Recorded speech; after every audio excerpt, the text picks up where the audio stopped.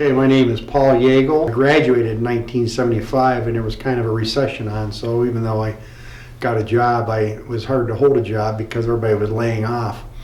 But in 1976, my career choice for the Army was to be a telephone lineman and installer. And I thought, like, well, that's a good job. When I get out, I'll be able to go to work for Bell Telephone, you know.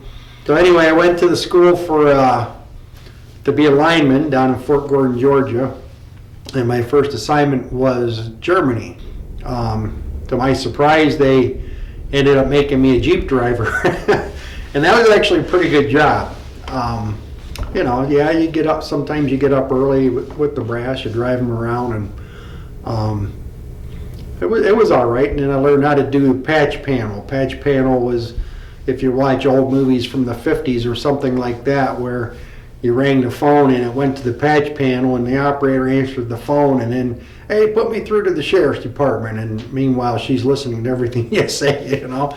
But it was all right. But I was kind of homesick. I really didn't want to be in Germany. I had no idea I would be there, and they were telling me I was going to be there for 3 years, or my whole 4-year hitch, what I signed up for. And I was probably only there for a couple months when the chaplain came and talked to me, and I think the word had gotten around that I didn't want to be there. So he says, would you consider driving a bunch of ladies from the church down to Berchtesgaden, down into the Bavarian Alps? They're doing some Bible study and some education stuff down there, and they need a driver. I said, well, you got to talk to my CO. So next thing you know, I'm driving these women down there in a 9-passenger military vehicle, and the lady that was in charge, very nice person, she says, well, we're probably not going to need you during the daytime, so why don't you go ahead and do some sightseeing, and in the evening you can tell us what you saw, and maybe we can make a plan to go to the Sound of Music Castle, stuff like that. So I'm looking around in the touristy place, and I see this eagle's nest on the map. Well, the eagle's nest was Hitler's hideout on top of a mountain. It was supposed to be where maybe nobody could get to him, you know. So I thought, like, well, I'm going to climb that mountain over there, and then when I get up there, I'll be able to see maybe where this eagle's nest is, and then maybe the next day I'll climb the next mountain. So there you go. There's an 18-year-old mindset for you, right? No concept of the task at hand, because these mountains they're up there, right? So I go climbing up this mountain, and I got on some hiking ankle-high shoes and some shorts and a tank top, t-shirt, and I start picking my way up this mountain, and the next thing you know, I'm on top, and there's this building that has snow up, just the roof is sticking out of the snow, and this is the actual eagle's nest. So I thought, like, well, that's pretty cool. So I snapped a bunch of pictures, and it took me like 8 hours to climb up there. And then I'm thinking, like, I gotta get down, I gotta get off this mountain, you know. I didn't carry anything to drink or anything to eat, you know, teenager. So on my way down, the slope was steep enough, and the snow was, you know, down in Berchtesgaden, it was like 80 degrees. But up on top, there was all this snow. So the snow was crusty up pretty good, and you could actually slide on your rear end, you know, like sled ride on your rear end. And I'm just sailing along, and I'm thinking, I got too much speed. I got to start slowing down, so I'm trying to grab some saplings. And when I finally get stopped, and I'm looking, I walk over to the edge, and when they cut that road in there's a bunch of switchbacks and stuff, and there's like about a 40-foot drop right in front of me, you know, down to the next road. So it was pretty quick getting down, especially through the snowy part. And then the ladies never, you know, they were impressed that I did that, but they still didn't have any assignments for me. And they said, well, take us to that, figure out how to get to that castle where they did the Sound of Music. Supposedly it's in Austria, right across the border.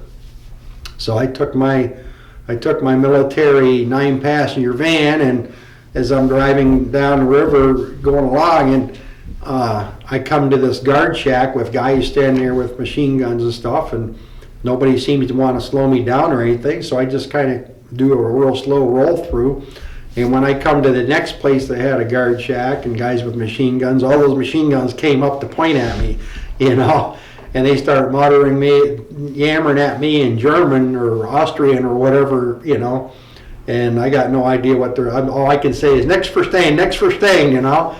They signal me to pull around, and the next thing I know, about 2 hours later, the MPs come, and the MPs want to know what I'm doing, so I tell them I just wanted to go see this castle so I could give a tour. He says, you can't go into Austria with a military vehicle. They're a neutral country, you know. So they took me from there all the way back to Stuttgart, and they questioned me, and finally they decided they were going to let me go. And so that was my early on experience with all that. Later on in Germany, and so basically during my time frame, I enlisted in 76 of March of 76, and I got out in March of 1980, and that's like the maybe like the peak or part of the Cold War, you know. Everyone's afraid that somebody's going to hit a button and launch a bunch of nukes across the ocean or something like that, so you had to show a dominance or a reactionary capability. So over in Germany we did these reactionary exercises. They were actually called Reforger, to react in Germany, and was in the Signal Corps. So there you go. So I think I'm a telephone lineman installer, now I'm a Jeep driver. But I can tell you one thing, I said when these guys decide to play war games, they want the communication set up first. They want to be able to talk to each other about who's going where and who's doing what and all this stuff. So when we take off in a convoy, and when we get to the top of this hill, the only other people that are up there are the cooks. The mess tent people, or the food people are there, and we get up there, and then that night we ended up getting about 1.5 feet of snow. And you don't normally get much snow in Germany. That's on the warm side of the ocean there, you know. But so they canceled off all the activities for that mountain, and that same day the food people, the mess hall people, they took their stuff and they moved out. Now they left the mess tent and a lot of food there because they weren't packing everything up. They just wanted to get off the mountain. And well, we were up there for an extra day trying to get our stuff put back together, and it was an experience, you know. And overall, I don't have any regrets.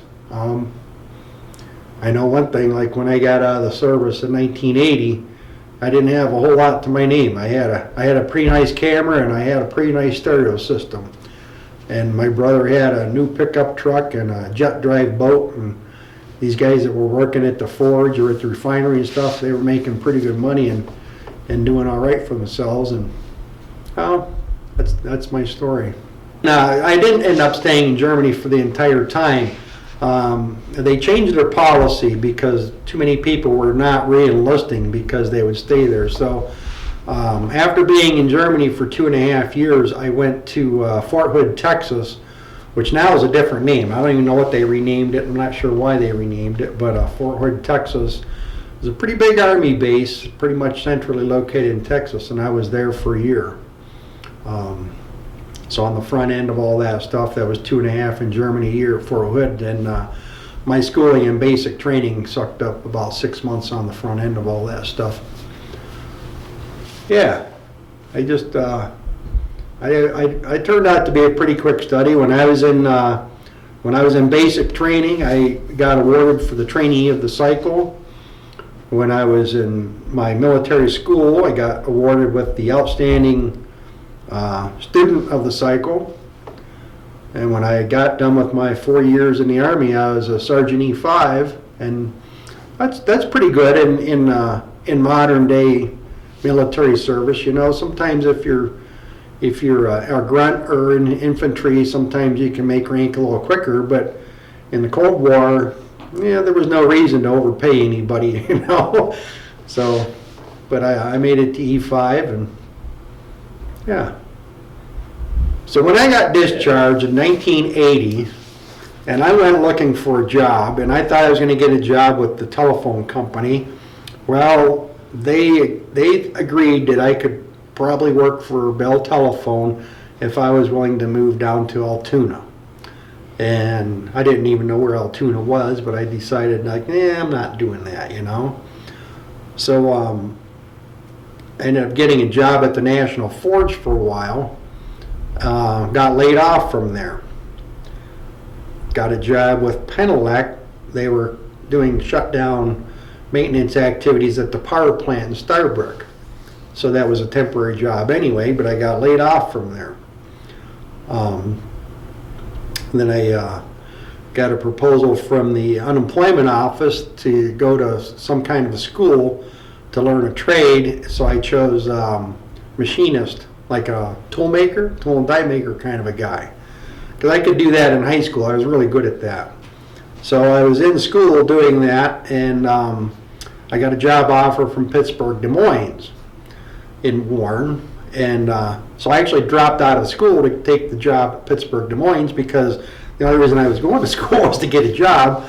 Well, I was going to work at Pittsburgh, Des Moines, and everyone was surprised that they hired me because they weren't that busy, but they kept me busy. And then, as slow as everyone said they were, they hired my cousin. And my cousin's working there. Now everyone's really shaking their head like, what's going on? And then after they hired my cousin, they laid me off because apparently they hired the wrong Yaegle.